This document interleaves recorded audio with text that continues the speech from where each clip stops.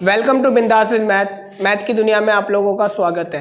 आज हम chapter number 3 करेंगे क्लास 10th का, जिसका नाम है pair of linear equation in two variable. इसे हिंदी में बोले तो दो चर वाले रेखिक समीकरण युग्म।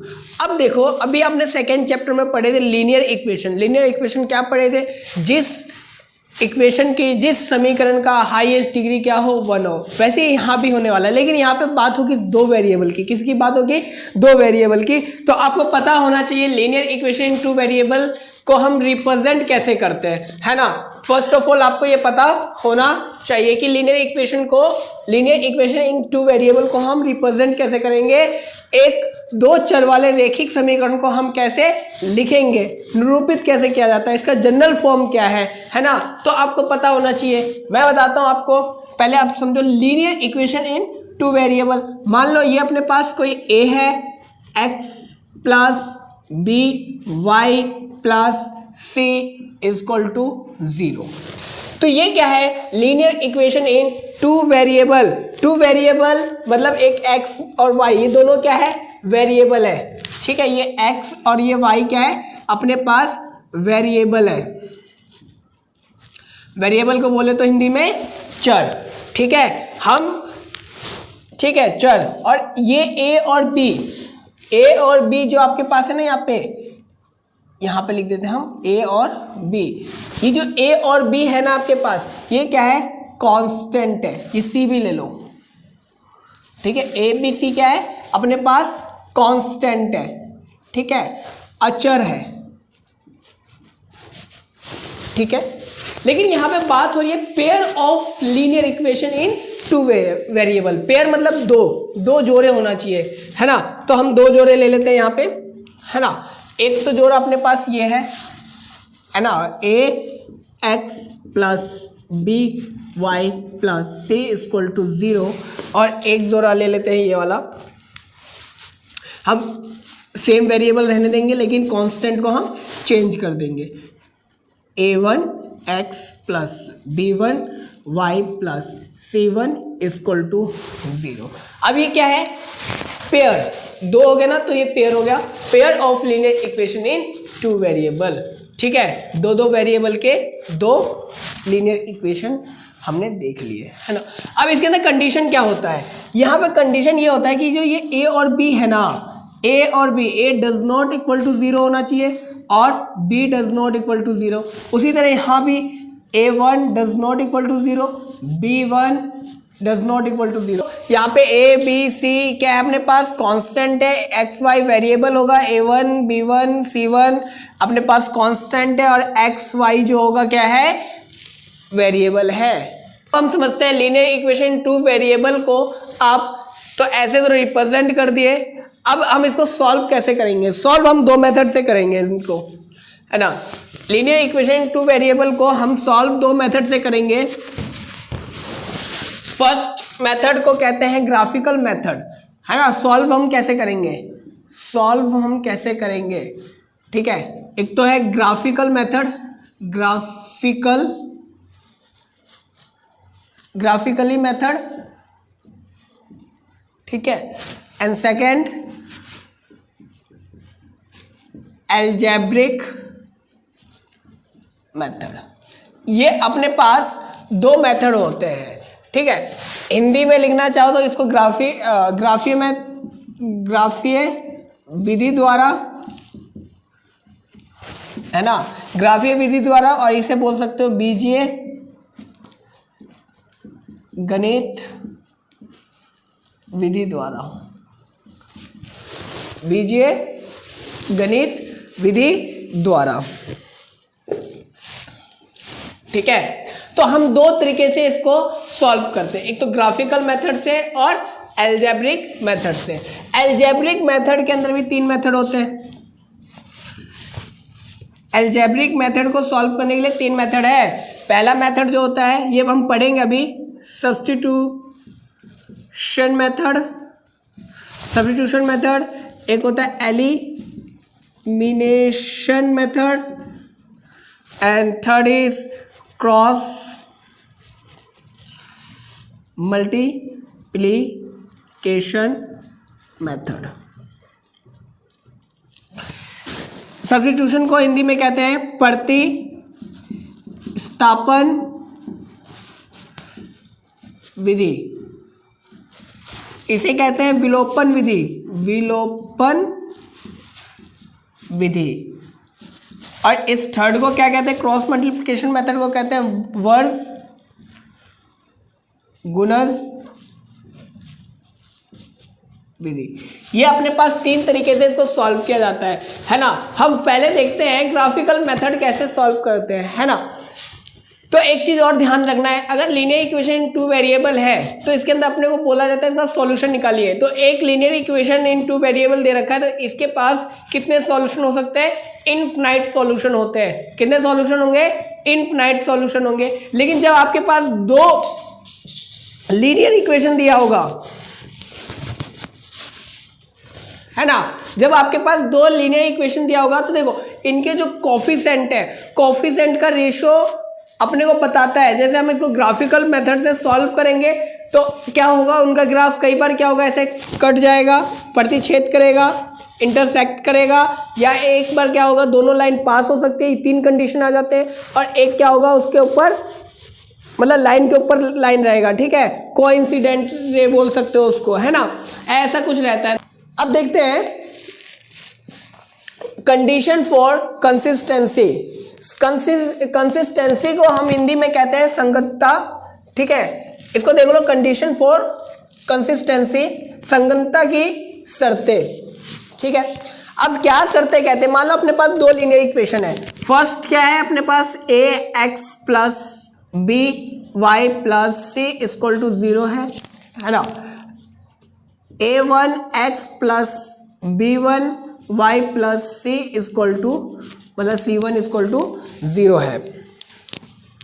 अब देखो क्या कहता है इसकी शर्तें, कंडीशन क्या कहता है, कहता है वेरिएबल के जो कोफिशिएंट है अगर उनका रेशो मान लो a1 does not equal to b1, sorry b and b1, अगर ये कंडीशन आता है तो कहता है ये कंडीशन क्या कहता है कि इसका जो ग्राफ होगा, इसका जो ग्राफ होगा, ये मार्कर चल नहीं रहा, इसका जो ग्राफ होगा वो कैसा होगा, इंटरसेक्ट करेगा।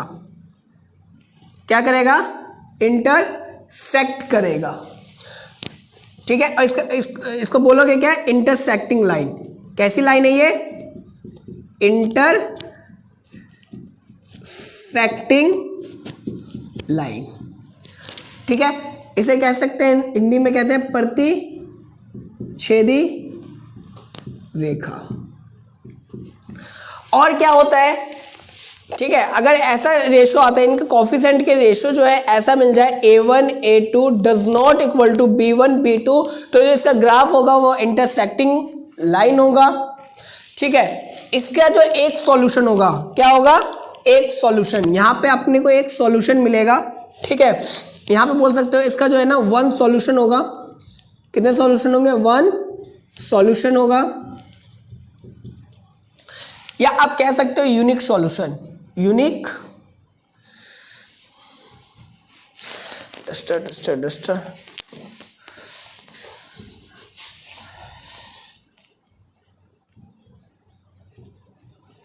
यूनिक सॉल्यूशन, ठीक है। कैसा होगा, यूनिक सॉल्यूशन होगा, ठीक है। और ये एक चीज और याद रखना, ये यहाँ पे जो इसका जो नेचर होगा, ठीक है, ये संगत होगा या असंगत होगा, तो आपको बता दे ये आपका जो होगा ना संगत होगा। कैसा होगा, संगत होगा। कंसिस्टेंसी इसका कैसा होगा, संगत होगा।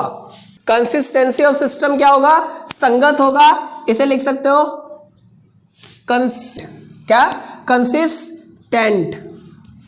कंसिस्टेंट होगा ये, ठीक है। इसका आपको समझ में आया। अगर इनका जो कोफिशिएंट का जो रेशियो है अगर ऐसा हो, मान लो जैसे मैं एक ऐसी कंडीशन ले लेता हूँ अपने पास, जैसे मान लो 2x प्लस 3y 9 दे रखा है इक्वल टू 0, और ये दे रखा है 4x equal to 8y equal to 3 equal to 0। तो इसका देखो रेशो, अगर मैं इसका रेशो निकालूंगा A1 निकालूंगा, मतलब ये कितना होगा 2 और 4 होगा, तो इसको कैंसिल आउट करूँगा 1/2 आएगा। तो फिर यहाँ पे देखो B और B2 भी निकालोगे तो 3/8 आया। तो क्या ये दोनों सेम है? नहीं है। अगर ये सेम नहीं हुआ तो अगर आप इसका ग्राफ बनाओगे ना, अभी हम ग्राफ बनाना आपको सिखाएंगे, अगर ग्राफ बनाओगे ना तो इसका जो ग्राफ बनेगा वो कुछ इस टाइप का बनेगा। इसका एक सॉल्यूशन आएगा, क्या आएगा? एक सॉल्यूशन आएगा जहां पे दोनों की वैल्यू क्या होगी, इस कंडीशन को सेटिस्फाई करे। अब हम देखते हैं नेक्स्ट कंडीशन। पहला कंडीशन ये था, बहुत इंपॉर्टेंट है, इस टॉपिक से पेपर में सीबीएसई के अंदर क्वेश्चन आ जाता है। ये जो तीनों कंडीशन लिखवाऊंगा उन कंडीशन पे, ठीक है। इसको मैं रफ कर रहा हूं, फिर हम दोबारा लिखेंगे। अब मान लो जब इनका रेशियो है A1 इक्वल है B1 के, लेकिन जब मैं थर्ड रेशियो को चेक कर रहा हूं C एंड C1 को चेक कर रहा हूं, ये अपने पास मान लो इक्वल नहीं आया, C और C1 इक्वल नहीं आया। तो इसका जो ग्राफिकल होगा, जो ग्राफिकल ग्राफ होगा, जो इसका ग्राफ होगा वो कैसा होगा? पैरेलल होगा। कैसा होगा? पैरेलल होगा। कैसा होगा? पैरेलल होगा। आप इसको हिंदी में क्या कहोगे? पैरेलल को क्या कहते हैं हिंदी में? पैरेलल को कहते हैं समांतर, समांतर रेखा होगा। हिंदी में कैसे कहते हैं? समांतर। पैरेलल होगा मतलब समांतर होगा, ठीक है। कैसा होगा? समांतर होगा। जो इसका ग्राफ समांतर मतलब ऐसा कुछ होगा, ऐसा ग्राफ बनेगा, है ना। अगर ग्राफ पे बनेगा तो ऐसा दो लाइन आएगा, एक लाइन इसका होगा और एक लाइन इसका होगा, मतलब ये लाइन ऐसे जाएगी और ये भी लाइन ऐसे जाएगी, ये कभी मिलेगा नहीं। अगर मिलेगा नहीं तो कट नहीं होगा, कट नहीं होगा तो इसका सॉल्यूशन भी नहीं होगा। तो मतलब जो इसका सॉल्यूशन है, तो यहाँ पे क्या लिखोगे? No solution. कोई भी सॉल्यूशन नहीं मिलेगा इसका, कोई सॉल्यूशन नहीं है, कोई हल नहीं है, कोई हल नहीं है, कोई हल नहीं है। इसी टॉपिक पे आ जाता है, कहता है कोई हल नहीं है, तो आपको ये कंडीशन पता होना चाहिए कि कब नहीं होता। तो ये याद रखना बहुत इंपॉर्टेंट है, इंपॉर्टेंट है, ठीक है बच्चों, बहुत इंपॉर्टेंट है। अब इसका जो कंसिस्टेंसी ऑफ सिस्टम होगा वो कैसा होगा? संगत होगा या असंगत? तो ये होगा, याद रखना, असंगत। सब बताएंगे बच्चों, सब बताएंगे। असंगत होगा। अब कह सकते हो नॉन कंसिस्टेंट, ठीक है, नॉन कंसिस्टेंट। थर्ड कंडीशन देखो, क्या थर्ड कंडीशन क्या कह रहा है? थर्ड कंडीशन देखते हैं, इसको रफ कर लेना, मतलब इसको नोट कर लो। अब इसको हम रफ करते हैं। ये ग्राफ है, इसका सॉल्यूशन है कि नहीं, number of solution, no solution, और ये असंगत है। थर्ड कंडीशन देखते हैं।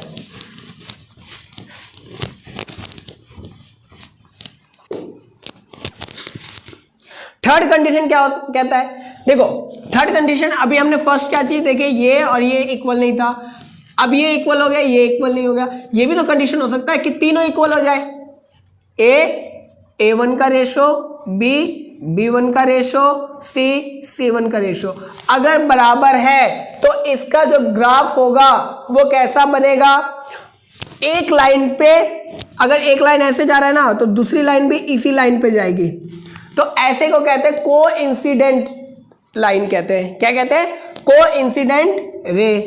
कैसा बनेगा? कोइंसिडेंट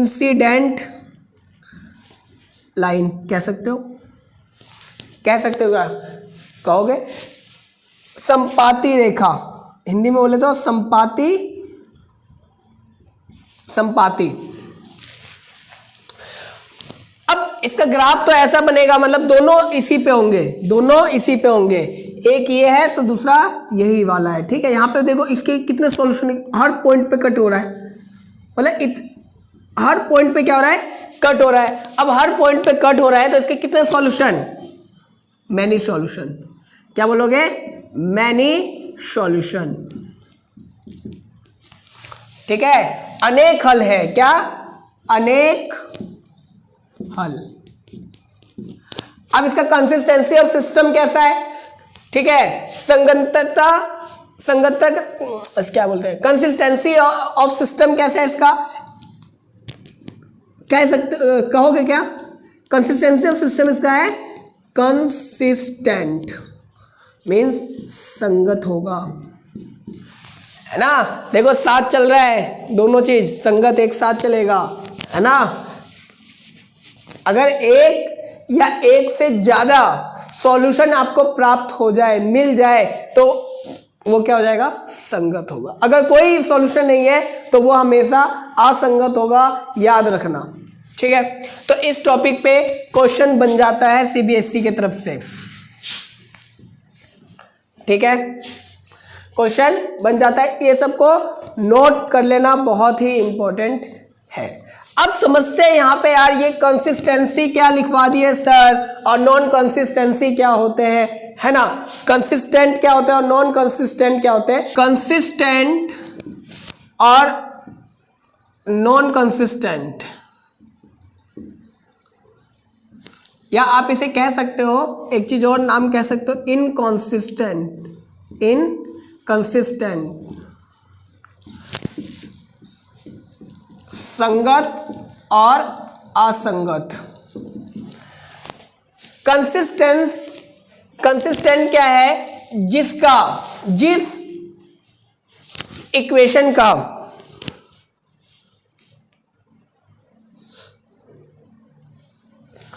ये क्या कहता है? Linear equation in two variable के अंदर जिसकी क्या हो? One and more than solution हो, मोर देन सॉल्यूशन